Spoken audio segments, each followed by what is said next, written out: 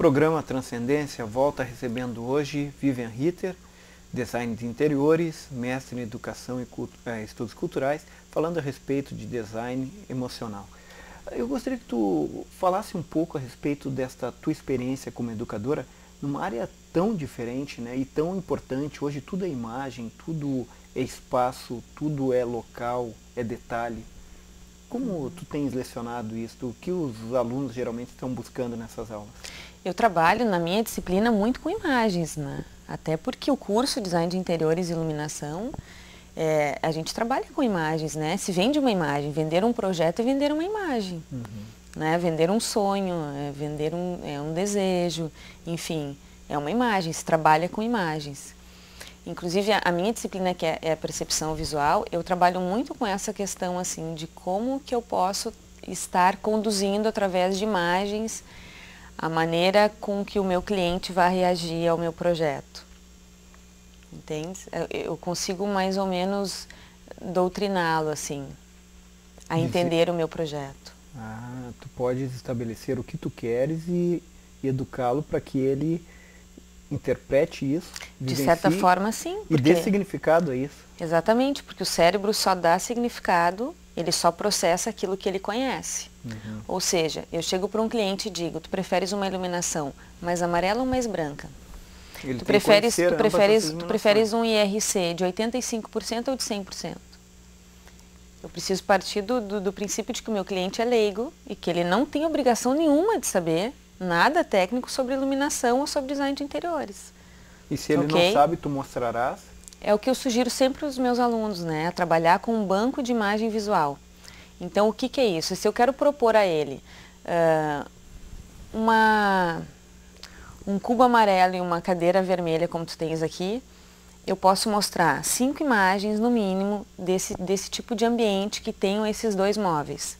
Tá?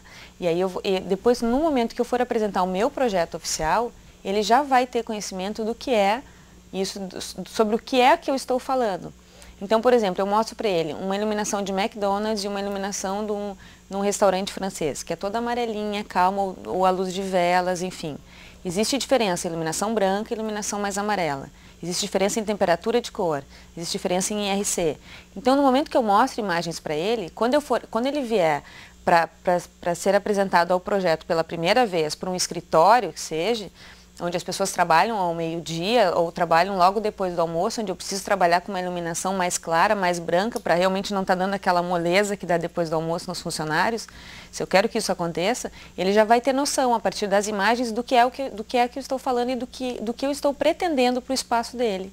As empresas buscam muito profissionais hoje com estas informações? As empresas têm se preocupado mais com isso, tendo em vista os resultados, né, que se obtém, com um design de interiores diferentes, com uma iluminação bem aplicada. Eu também estou pensando agora em salas de aulas. Às vezes tu vê salas extremamente previsíveis, assim, com tais cores, aquelas cores que não te estimulam a nada, né? São cores assim que eu não sei, parece que havia até apelidos antigamente, mas são cores que não mexem contigo, não te aquecem, não te esfriam, são cores indiferentes quase. Esses ambientes também poderiam sofrer consequências sérias a partir de profissionais responsáveis e capazes, para que fossem ambientes onde se tivesse uma possibilidade maior de aprendizagem, de desejo de estar ali, etc. Tu acredita também? Muito, com certeza. Inclusive até a altura das janelas, né? Se o aluno consegue visualizar o espaço externo ou não, entrada de luz natural, ventilação, conforto acústico. E como tem sido a experiência tua lecionando para o Brasil, assim, o Brasil afora? São alunos diferentes? São alunos diferentes. Né? Eu sou apaixonada pelo que eu faço. Sim. Então eu vou sempre defender, assim. E essa sou apaixonada, dou aula em Belém, dou aula em Porto Alegre, Florianópolis, Curitiba, Recife, Natal, Vitória.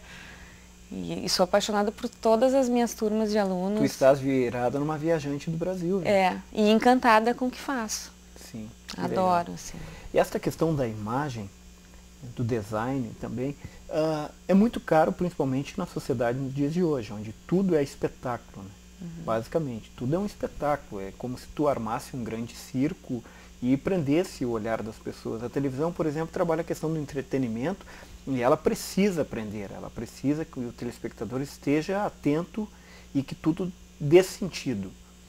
Tu falavas que a gente só pode dar sentido também e entender, significar de alguma maneira aquilo que tu já experimentou. O cérebro experimenta e dá sentido. Se não experimentou, ele não consegue significar. Né? Ele não consegue. Muitas vezes ele não passa a ser tão confiável também. Então, por exemplo, se eu te falar, me dê a imagem de um restaurante na Tunísia. Eu não sei. Pois é, tu não tens essa imagem, porque tu não viveste isso, né? Então o cérebro ele só processa aquilo que ele conhece. Agora eu te falo, me dê uma padaria em Lajeado. Tu terias uma referência para me dar, supostamente. Tens, né? Tem. Então é mais ou menos isso, assim, de poder. E aí que entra toda essa questão de percepção, né? Eu percebo de acordo com aquilo, de acordo com o que eu sei. Se eu te falares, pense em um jantar à luz de velas, o teu jantar à luz de velas vai ser diferente do meu. Porque eu percebo de acordo com as minhas vivências e tu de acordo com as tuas. Mas o momento que eu tenho determinadas experiências e eu não conheço determinados ambientes, extremamente mais sofisticados, mais agradáveis, mais interessantes, eu dependo então exclusivamente do profissional que vai me mostrar, vai me abrir este leque de opções, de ambientes, de cores, de iluminação, para que eu tenha sentido, caso contrário não me fará sentido. A gente passa por isso todo dia, né? O dia inteiro a gente vai recebendo informações através, que é a sensação, que são os 5 sentidos. Então eu recebo informações e dicas e pistas que eu vou armazenando dentro da minha mente para depois estar dando significado às coisas. Então isso não precisa exatamente ser algum momento, alguma coisa que eu tenha de fato vivido, mas eu posso ter visto isso.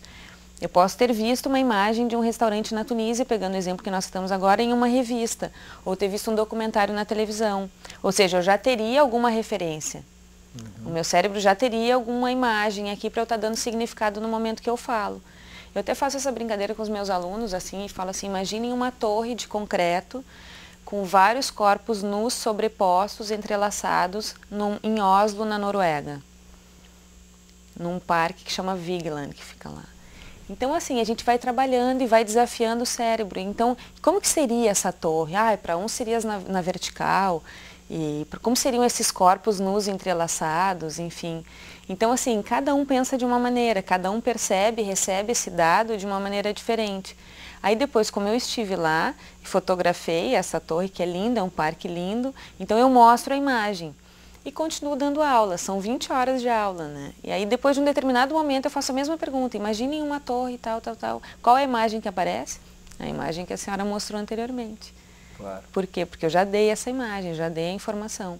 E é exatamente assim, então por isso que se percebem diferente as coisas, e por isso que dá disciplina de percepção visual.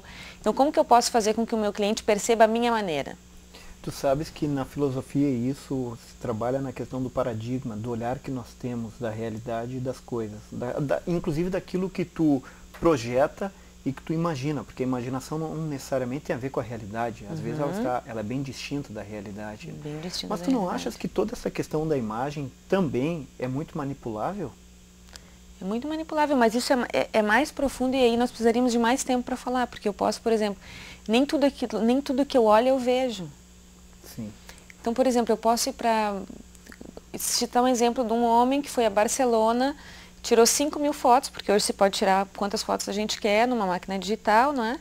Então ele foi passeando, fez aqueles passeios nos ônibus que levam para todos os pontos turísticos e foi fotografando. Aí ele chegou aqui, estava com 5.000 fotos, mas não viu nada. Por quê? Porque ele se preocupou em tirar as fotos, mas ele não parou para ver. Então, essa é a diferença. A gente hoje em dia não para ver as coisas, a gente olha tudo. A gente olha 1000 coisas, mas 1000 o olhar imagens. comprometido, o olhar que o ver que significado. absorve, que procura dar significado. Sim. Que é a diferença entre aprender e apreender. Eu quero agarrar essa informação, eu quero assimilar essa informação, entende? É que tu faz, Leonardo Boff, ele tem uma frase muito bacana, que está no 3º parágrafo do livro A Águia e a Galinha, na primeira página. Ele diz, a cabeça pensa a partir de onde os pés pisam. Ou seja, essa questão da tua experiência está muito radicada onde tu vives, com quem tu convive, quem são teus pares, etc. aquilo que tu tens, né, que tu possuis. E trazer significado de coisas novas é um despertar, é um confronto também, porque tu precisas olhar uma realidade que não te pertence e que não te traz sentido. Essa experimentação daquilo que não te traz sentido, tu só terás se tu fores estimulado. Pode ser por algum estímulo interno, alguma reminiscência de significação, ou pode ser alguém que vem e te confronte. Por exemplo, tu confrontaste teus alunos dizendo, ó, imaginem lá na Noruega, etc. Isso é um confronto para que se possa ter sentido.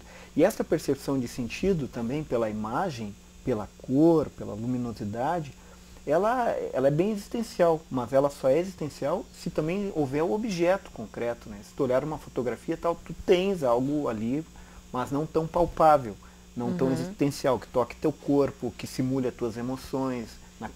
O que eu estou querendo dizer, por exemplo, tu me falar sobre um restaurante francês que tem em Paris, é uma coisa.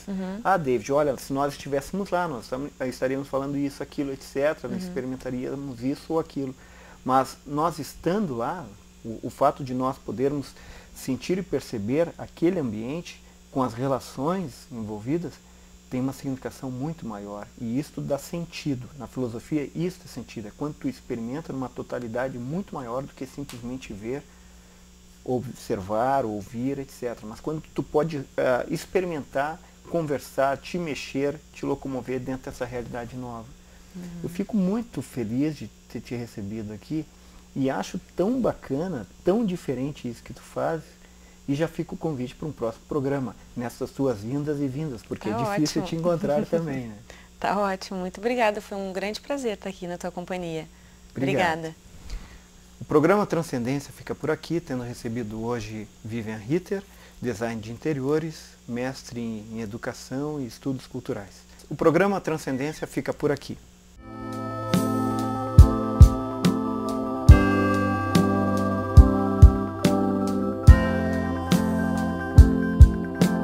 Fique atento ao roteiro da coleta seletiva de Lajeado.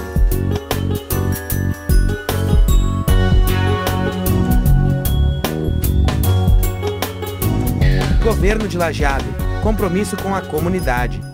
A felicidade e o futuro do seu filho está aqui. Colégio Melinho, número 1 do Enem Vale do Taquari. Matrículas abertas. Educação infantil. Ensino fundamental e médio. Totalmente apostilados. Dê um presente para o seu filho. O futuro. Colégio Melinho, em Lajeado.